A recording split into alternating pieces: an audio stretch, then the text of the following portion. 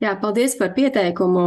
Es arī centīšos iekļauties laikā, cerams, ka man arī sanāks, bet jā, mans uzdevums šodien jums pastāstīt galvenokārt, ko mēs kā vairāk tirgus uzraudzības eksperti esam novērojuši, uzraugot tiešsaistes platformas un arī, tad, ko mēs varbūt arī sagaidām saistībā ar jauno regulējumu attiecībā uz tiešsaistes platformu atbildības stiprināšanu.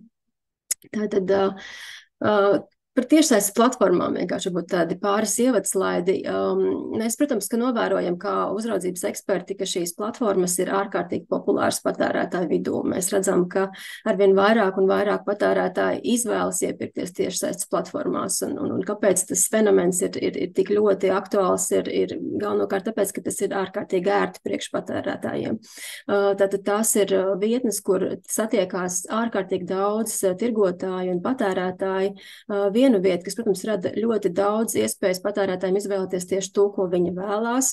Ļoti, ļoti plaša izvēle, ļoti pievilcīgas cenas bieži vien, un tas viss ir vienu vietu. Nav jāiet no viena veikala uz otru veikalu, tas viss ir vienkopus, un tas ir tāds liels supermarkets, jā, tikai virtuāls. Un tātad šīs platformas ir noteikti uz palikšanu, un noteikti tas fenomens būs tikai un vienīgi ar vien lielāks ar laiku, es domāju, un jau šobrīd mēs redzam tātad šīs populārākās platformas, kas ir lielākās, ko es esmu šeit uz ekrāna uzlikusi, Amazon, eBay, Rakuten, Shopee, AliExpress, Etsy. Liela daļa no tiem ir ļoti populāri Latvijā, un ļoti daudz patērētāji tiešām izvēlās tur iepirkties, un šie apjomi arī, kas ir no šī web retailer mājaslapas, mēs redzam, ka šobrīd jau ir vairāk kā 6,000 miljardi dolāri, kas tiek apgrozīti šajās platformās, un ir paredzams, ka 3 gadu laikā faktiski tas apjoms būs lielāks, jau gandrīz 8,000 miljardi dolāri, kas tiks apgrozīti. Tā, ka tas ir spēlētājs tirgu, kas noteikti ir nozīmīgs un svarīgs, un mums ir jāsaprot, kā ar to turpmāk strādāt, jo, protams, ka viņš arī, teiksim tā, šis modelis kā tāds izaicina mūsu esošos uzraudzības mehānismus viennozīmīgi, un tagad mēģināšu arī nedaudz pastāstīt, ko es ar to domāju. Vēl nedaudz arī statistika par to, ka tātad cik daudz tieši šajās tiešsaistes platformās arī notiek tirzniecība Eiropas Savienībā. Var redzēt, ka tātad Latvijā tie ir ap 30% no visiem tiešsaistes darījumiem, un vidēji Eiropas Savienībā tie ir ap 45%. Ja? Un noteikti ir paredzams, ka šis apjoms noteikti vai īpatsvars palielināsies. Interesanti arī ir, protams, statistika, kas atsevišķās valstīs, kas arī mums ir ļoti tuvu blakām, piemēram, Lietuva un Polija, kur šis apjoms ir krietni lielāks. Īpatsvars, tā ka tas ir noteikti tāda tendence, kas pieaugs un palielināsies.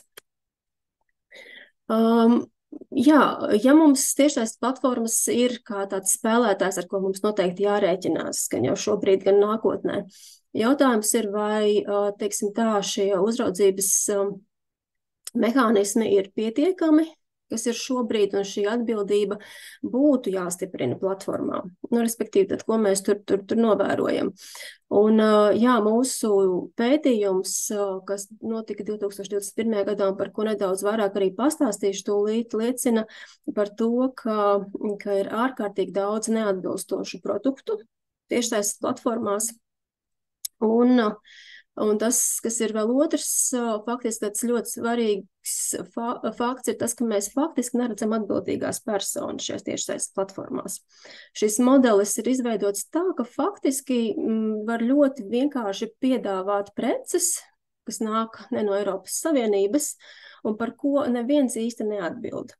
Kas nozīmē, ka tas tad ir liels tātad sloks gan uzraudzības iestādēm, kā faktiski pārliecināties par to, un otrs tas ir arī, es teiktu, liels draudz arī patērētājiem par to, ka viņi faktiski pat nezinot, nenojaušot var nopirkt tiešām nedrošas, neatbilstošas preces. Tagad nedaudz vairāk arī to ilustrēšu ar piemēriem. Tātad patērētāja tiesība aizsardzības centrs 21. gadā tātad veica šo tiešsaistes platformu uzraudzības projektu, un kā var redzēt, mēs iepirkāmies bijām kā patērētāji un iepirkām preces. Tātad eBayā, Džumā, Višā, AliExpressā un Amazonā lielākajās platformās, kas arī ir ļoti populāras Latvijā. Un izvēlējāmies noteiktus preču veidus, kas bija rotaļlietas, bērnu preces, elektroiekārtas, radioiekārtas un dronus. Un tas, kā mēs veicām pārbaudas, bija, mēs gan tās testējām laboratorijā, gan arī administratīvi pārbaudījām tās tīri, vai tās ir, piemēram, pareizi marķētas, vai tām ir atbilstības deklarācijas, vai tām ir norādīta sniegta visa informācija. Tā skaitā, vai tā informācija ir pieejama tīmekļa vietnēm un vai ir piegādes termiņi ievēroti. Un tas, ko mēs secinājām pēc mūsu uzraudzības projekta, ir faktiski, ka patērētājiem ir pieejami ļoti viegli pieejami, neatbilstoši un nedroši produkti. Mūsu rezultāts bija tā, ka 75% no visām precēm, ko mēs iegādājāmies, tās bija neatbilstošas vai nedrošas. Otrs svarīgs arī secinājums ir, ka mums nebija arī atbildīgās personas. Tātad ir preces, kas ir piegādātas, bet nav neviena atbildīgā persona Eiropas Savienībā, kas par šo preci atbildētu. Kas nozīmē, ka faktiski ir ļoti grūti novērst to, ka, teiksim, šāda prece neatgriezīsies pie mums kā pie patērētājiem, pat ja mēs, piemēram, informēsim platformu sanāk, jo šajā gadījumā varbūt arī platforma izņems šo neatbilstošo piedāvājumu, bet nav nekāds pārliecības, ka šī prece kā neatgriezīsies varbūt caur citu tirgotāju platformā. Prece bieži vien nav identificējama, pat ļoti bieži atnāca prece, kas ir vienkārši pliku kastīte bez nekādām identifikācijas pazīmēm, un faktiski tur nav nekādu pazīmi, pēc kā tu vari atpazīt un, teiksim, šo preci turpmāk arī neļaut piedāvāt tirgu. Un bieži vien arī nav drošai lietošanai paredzētās informācijas, instrukcijas turklāt valsts valodā. Vēl papildus novērojumi arī bija par to, ka nebija energoefektivitātes marķējums pašās tiešsaistes vietnēs, jo tā arī ir informācija, kas ir jānorāda patērētājiem, un to paredz specifisks regulējums Eiropas Savienībā. Un vēl arī, tā kā mēs pārbaudījām radioiekārtas un bezpilota gaisa kuģus, kuriem ir noteikts arī regulējums un prasības tieši lietošanā, ka tikai drošas un atbilstošas iekārtas var vispār izmantot Latvijā, tad mēs secinājām, ka faktiski iegādājoties šādas neatbilstošas preces tiešsaistes vietnēs, arī patērētāji neapzināti var pārkāpt nacionālos noteikumus, prasības par preču pareizu lietošanu un izmantošanu. Tādā veidā neapzināti, piemēram, radīt traucējumus frekvencēs, kas, piemēram, paredzētas ir aizsardzības dienestiem. Mēs neesam vienīgie, kas ir veikuši pārbaudes un uzraudzību tiešsaistes platformās Eiropas Savienībā. Te es vēlējos arī padalīties ar datiem no citām uzraudzības iestādēm. Francija ļoti ilgstoši jau pārbauda, teiksim, tiešsaistes platformās nepārtikas preces, un šie rezultāti ir nemainīgi ar augstajām neatbilstībām, kā var redzēt, 66% vidēji ir neatbilstošas preces, ko viņi pārbauda. Tā skaitā puse no tām ir tiešām nedrošas ar augstiem riskiem. Papildus arī Dānijas patērētāju organizācija 2020. gadā veica 250 preču testēšanu, un no tām 65% bija neatbilstošas preces. Pati uzraudzības iestāde Dānijā arī 21. un 23. gadā veica pārbaudas nepārtikas precēm, un 80% preču bija neatbilstošas, 36% ar nopietnu risku, un arī Ziemeļvalstu uzraudzības projektā par ķīmijas prasību ievērošanu tiešsaistes vietnēs, respektīvi tad pārbaudot tieši preces, kurām ir izvirzītas prasības attiecībā uz ķīmiskajām vielām un to sastāvu, arī vairāk kā pusē no gadījumu šīs preces izrādījās neatbilstošas. Tādi kopējie secinājumi arī, kas izriet no visiem šiem projektiem, ir tas, ka kopumā neatbilstību līmenis tiešsaistes platformās ir augstāks nekā, ja, piemēram, šīs pārbaudas tiktu veiktas veikalos vai tiešsaistes vietnēs. Tad tur ir vienmēr augstāka neatbilstība īpatsvars, un arī uzraudzības rezultāti ir sliktāki tajās tiešsaistes platformās, kas ir reģistrētas ārpus Eiropas Savienības. Un, jā, platformas kā tādas faktiski izaicina mūsu esošos uzraudzības modeļus, ja tā var teikt, jo mēs esam līdz šim strādājuši pēc tādas klasiskas piegādes ķēdes, kur mēs strādājam tātad ar pirmkārt, ražotāju, kas pārsvarā gadījumu būs ārpus Eiropas Savienības, bet tas nekas, viņam ir arī savi pienākumi, pat ja viņš nav reģistrēts Eiropas Savienībā, un galvenais komersants, kas, teiksim, mums pēc tam pārliecinās, ka šī prece ir atbilstoša Eiropas Savienības prasībām, ir importētājs, kurš šo preci izvēlās no trešo valstu ražotāja un attiecīgi piegādā Eiropas Savienībā. Arī importētājiem ir savi pienākumi, skaidri pateikts, tad, kas ir jāizdara pirms šīs preces mēs vispār atļaujam, teiksim, ielaist Eiropas Savienībā. Un tad tālāk importētājs piegādā šīs preces izplatītājiem, kas tālāk jau nonāk pie patērētājiem. Un tad visos nepārtikas preču uzraudzības regulējumos ir skaidri nodefinēti šie spēlētāji, ir noteikti pienākumi, un tad mums attiecīgi ir iespējams arī tiešām ieviest šo regulējumu un šīs prasības pārbaudīt un arī uzlikt atbildību noteiktam komersantam, kurš no šajā gadījumā ir tas īstais atbildīgais par šo neatbilstību.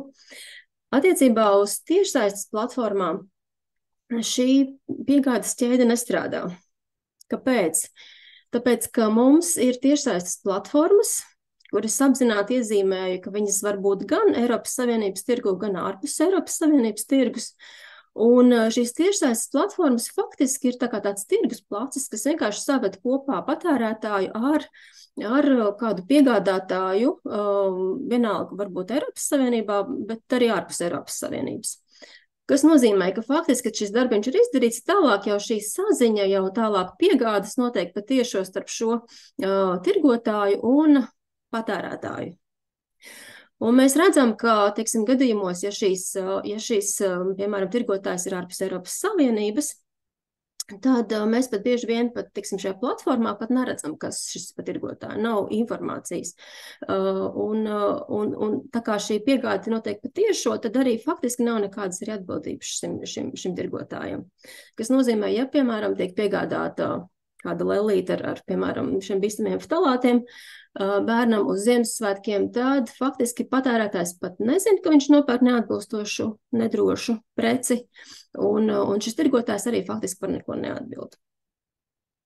Un esošie uzraudzības mehānismi, kā es minēju, arī esošais regulējums faktiski nenosaka nekādu atbildību šeit tiešsaistes platformai, un tā kā tirgotājs ir arī ārpus Eiropas Savienības, faktiski tā ir ārpus jurisdikcijas un uzraudzības iestādēm faktiski nav nekāda instrumenta, kā pret to cīnīties. Mums esošais regulējums, tātad tirgus uzraudzības regula par preču atbilstību,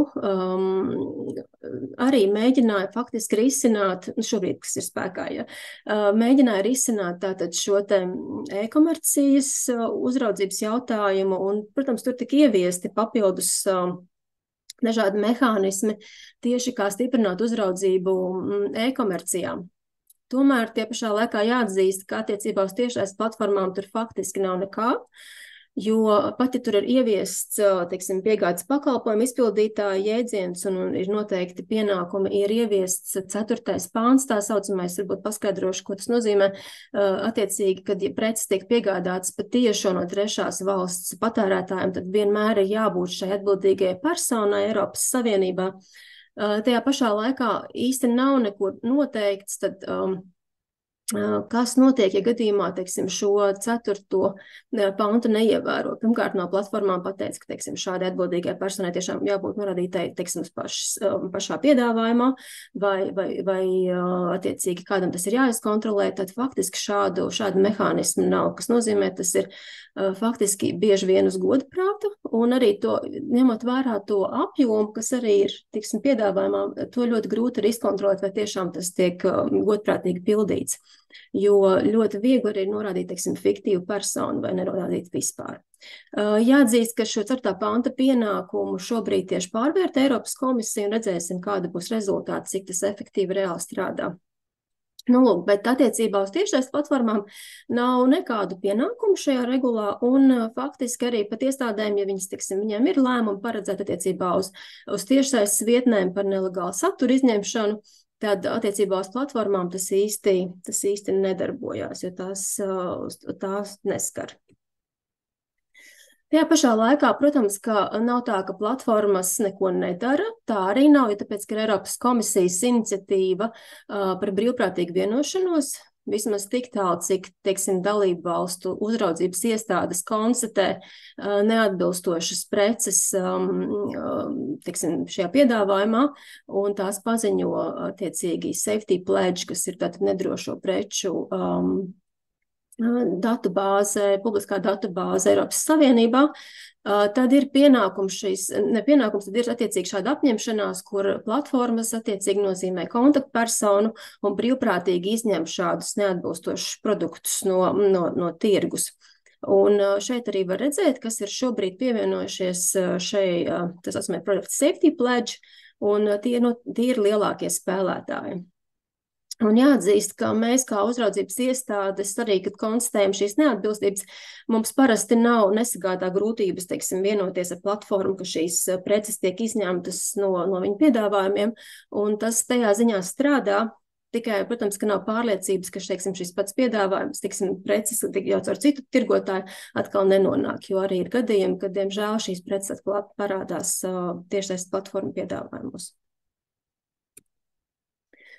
Nu, lūk, un ko tad mēs sagaidām kā preču uzraudzības pārstāvji saistībā ar jaunajiem tiesību aktiem? Un šeit es gribēju vērst uzmanību klausītājiem, ka mums būtu svarīgi skatīties digitālā pakalpojuma aktā noteiktos pienākumus kopsakarā ar vispārējo preču drošuma regulu. Un, kā mēs zinām, tad digitāla pakalpojuma akts būs piemērojams no nākamā gada februāra, tad savukārt vispārēja preču drošuma regula būs piemērojama no nākamā gada decembra.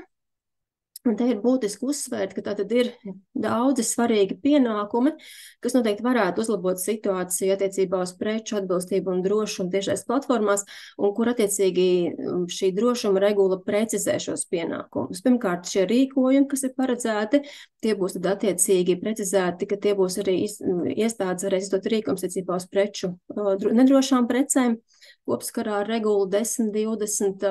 Tātad būs arī vienots kontaktpunkts, kas tieši paredzēts tieši attiecībā uz preču drošumu, gan patērētājiem, gan uzraudzības iestādēm. Attiecīgi arī par to, ka, ja, teiksim, konstatē, ka atkārtoti tiek piedāvātas nedrošas preces, šādus tirgotājus arī tiešais platformām būs pienākums attiecīgi uz kādu laiku izslēgt no saviem tirgotājiem, tirgotāju saraksta. Papildus arī attiecībā uz tirgotāju izsakojamību ir noteikts prasības gan platformā, gan digitālajā pakalpojuma aktā, gan arī vispārējā preču drošuma regulā. Un attiecīgi tur ir paredzēts, ka ir jābūt iekšējiem procesiem attiecībā uz ražojumu drošumu, attiecīgi arī komersantu pašsertifikācija par to, ka viņi apņemās ievērot prasības, kas noteikts vispārējā preču drošuma regulā.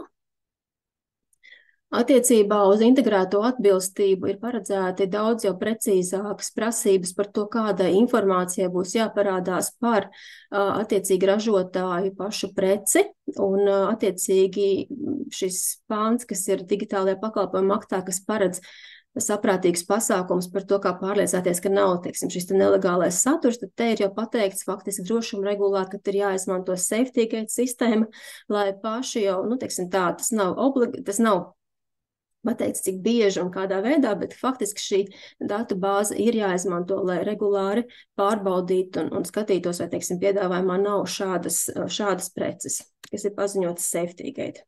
Un attiecībā uz tiesības uz informāciju ir arī vispārējā preču drošuma regulā precizēts, kā tieši informēt patērētājus, komersantus, kas piedāvā šīs preces, gadījumā konstatē, ka prece ir nedroša.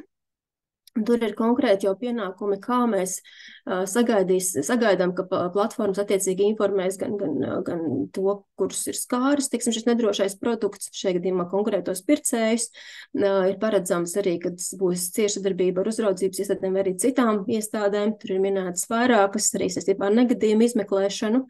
Un, kas ir interesanti, arī ir noteikts pienākums faktiski ļaut platformām arī savās tiešsaistes platformās arī izmantot tādus saucamos automātiskos izmeklēšanas, piemēram, rīkus, kur, teiksim, tādus webcrawlerus, kur, teiksim, ļauj, piemēram, uzraudzības iestāžu webcrawleriem veikt pārbaudas, vai, teiksim, tiek konstatētas neatbilstošas vai nedrošas preces viņu piedāvājumos.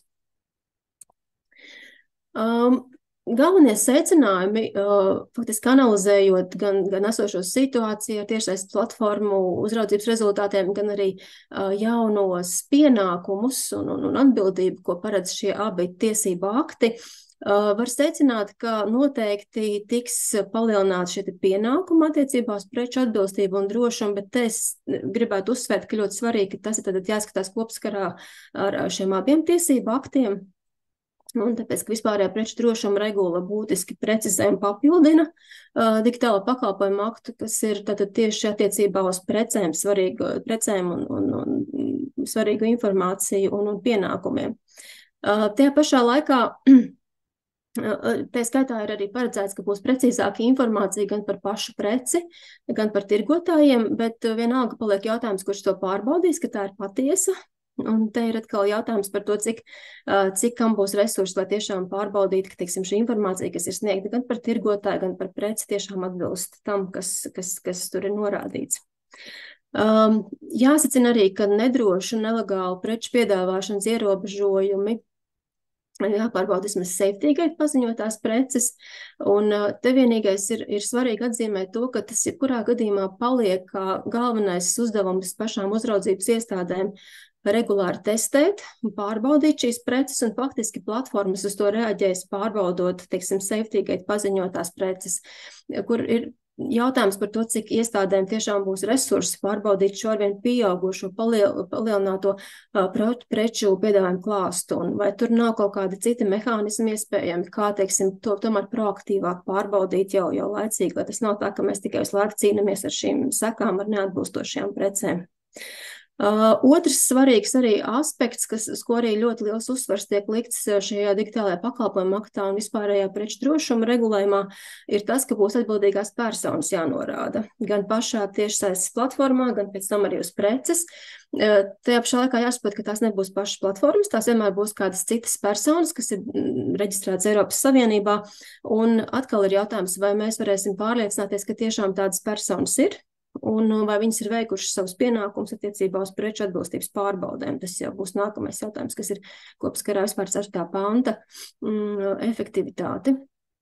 Un kas ir, protams, ļoti pozitīvi, ir tas, kad ir šī te paredzēta plaša pienākuma korektīvo pasākumu veikšanai platformām, tā skaitā atsaukumu publicēšanai, patērētāju informēšanai, ja gadījumā konstatēts nedrošas, neatbilstošas preces, un šī te sadarbības pienākums ar uzraudzības iestādēm. Tā ka tas kopumā ir vērtējums kā pozitīvi. Tas no manas puses viss, un es pat iekļāvos laikā, par ko es esmu priecīga. Paldies!